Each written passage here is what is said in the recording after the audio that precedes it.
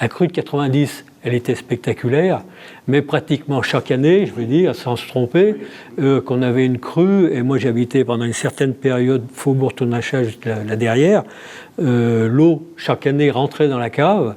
Elle était aménagée de façon qu'on mettait tout ce qui risquait il y a des quais, et on avait juste le problème, c'est quand on a mis le fioul, on est obligé de mettre la fougère au fond, ça voulait dire que quand le Rhône venait dans la cave avec le fioul, on enlevait le brûleur et puis on n'avait plus de chauffage.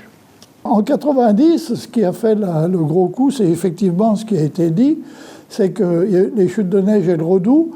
Et là, l'autre jour, on discutait avec des gens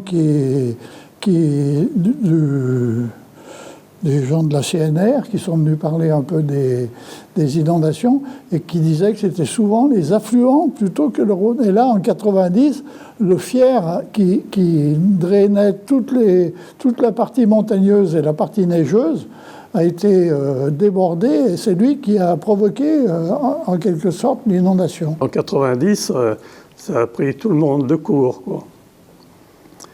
Oui, effectivement, les caves, j'habitais dans la rue, la rue des Prêtres, eh bien, il y avait une cave enterrée et régulièrement, enfin, c'était pas toutes les années, non, mais c'était souvent qu'elle était inondée, ouais.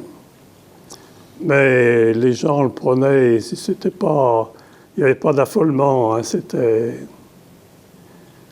les gens étaient fatalistes. Hein. Mais c'est vrai que les pompiers, en 90, ils rentraient chez eux en barque par la fenêtre du premier étage.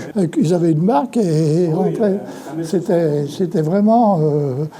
c'était devenu une attraction de voir le Rhône qui avait débordé en 90.